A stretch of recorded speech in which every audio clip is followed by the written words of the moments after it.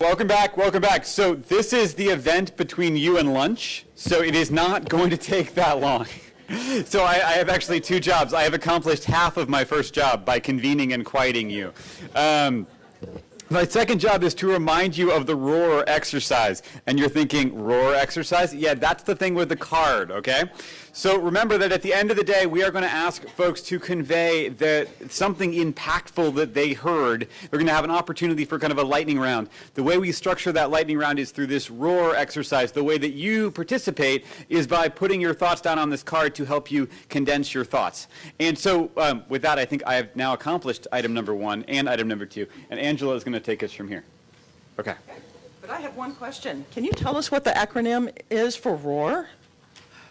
This is subject of some mythos. Rapid, opportunity, actions and acknowledgments, round. Round, yes. This is okay. This dates back to, we did a thing in February at Berkeley. And so so Meg and Ken, I'm not sure Ken, but Meg was definitely there. And so we did this event. And it actually went so well, we're doing it again. But no one can remember exactly what it was called. So. Okay, so as we're in the final round of Jeopardy, then there's nothing but us between you and lunch. We feel some real pressure here to keep you so entertained that you're not waiting just for lunch. So we hope to re-engage you as we talk a little bit. I'm Angela Smith, and I jumped up here without any introduction, so I am a total fish out of water.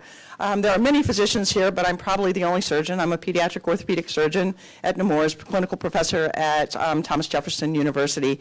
And don't ask me how I got into an interest in the built environment until maybe at lunch. But I have the privilege of introducing a really exciting cross-disciplinary panel that I think you're going to enjoy a lot, focusing on the performance of the person in the buildings. We hear a lot about what's going into the building, and we hope that the person survives the building.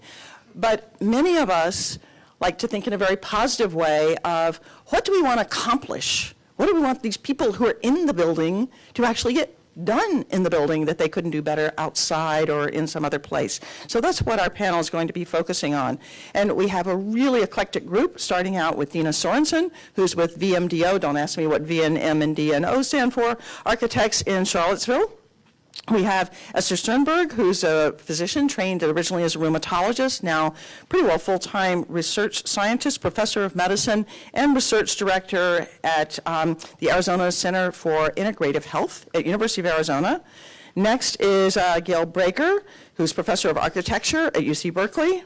Followed by, I think we're kind of in order here, Dave Bassett, professor of kinesiology at University of Tennessee in Knoxville.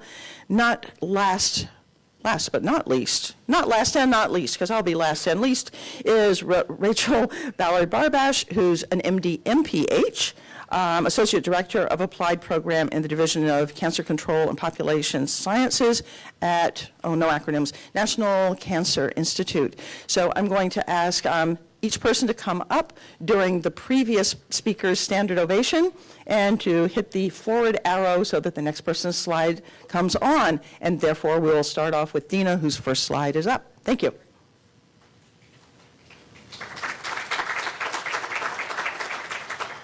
Thank you very much. Can everyone hear me? No? So I wanted to invite everybody to take a moment and close your eyes, please.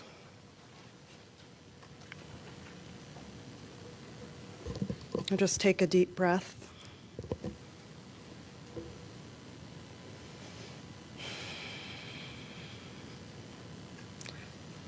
Experiencing architecture is the biological job of all of our senses. You can open your eyes now.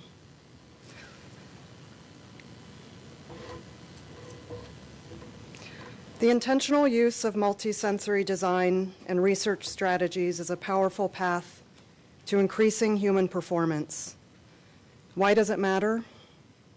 Obviously, multisensory processing is a constant for us. We can't not process external factors as humans. It's in our design. And we know the impact of sensory experiences, when we are made aware of them, is profound. So when we create healthy, safe, richly textured yet balanced spaces for others to inhabit. We use the power of design and research for the good of human potential. What do we want the future of human potential to be? Those objectives are directly reflected by what we start to measure now and how we capture real-time feedback going forward. The senses are a gateway to the mind, and constructed space is a gateway for human performance. This magic combination was used to inspire and elicit the highest potential for health and a new model for a health-promoting school. What has been achieved in Buckingham County, Virginia, required collaborating with public health researchers, one of whom is here now, Dr. Matt Trowbridge, a lead team member, to design a sensory atmosphere for experiential learning, a kid-centric context for healthy choices, making the easy choices and measurable discoveries for us to learn from going forward.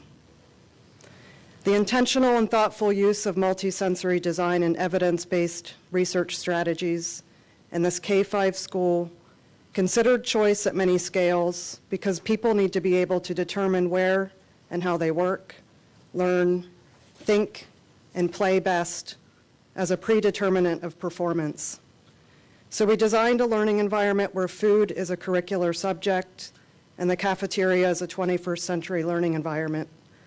The whole school, inside and out, is a sensory ecosystem working in concert with each individual's capacity to tune into the subtleties of their environment and be engaged and active throughout the entire school day.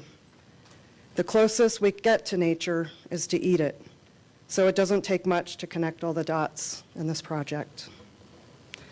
When it comes to health, learning, and the role of architecture in childhood obesity prevention, this magical and inspiring school affords children and teachers a variety of ways to learn, remember, perform, and understand health within an arrangement of aesthetic activities.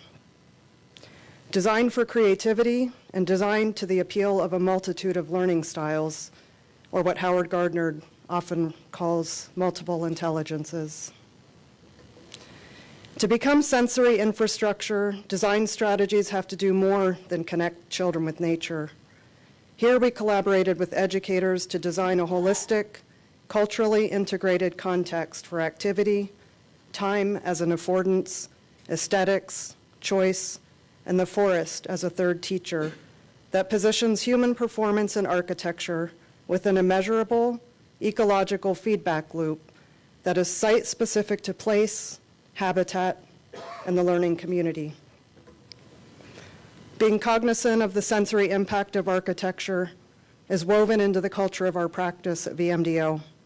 We experiment with materials and atmospheres as early adopters and innovators. We use many places in the building as a lab for material research and to test novel ideas of well-being in the workplace.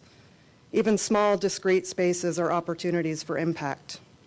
Just a reminder that both big and small acts of design matter when it comes to positive and poetic influences on mind and body connections. If experiencing architecture is the biological job of all our senses, and the built environment has a profound effect on our senses, then it is worth talking about those who are striving to achieve everyday life aesthetics. Just over a decade ago, the aesthetic element of all public and private education was introduced by law in Denmark. The Hellerup School in Copenhagen, a school I visited last year, is a fantastic example of how the Danish Act on the Educational Environment of Pupils and Students has translated every student's right to a good psychological, physical, and aesthetic educational environment. They acknowledge that education can be rich or poor in sensory activities, especially in the meaning and function of the senses and the learning process. Striving to resurrect the experiential nature of aesthetics as more than what meets the eye, the intent behind the law and its implementation is to lean on research and cultivate a society in which aesthetic learning environments include every lesson and little initiative, surroundings, and architecture. Designed to support acting creatively, being inventive, having creative power, expressing themselves, working together and having the ability to organize, where music is pedagogy and a grand piano physically commands attention in that community space on the lower right. Aesthetics, or the sensory aspect of architecture, has become a value and planning principle for design in Denmark.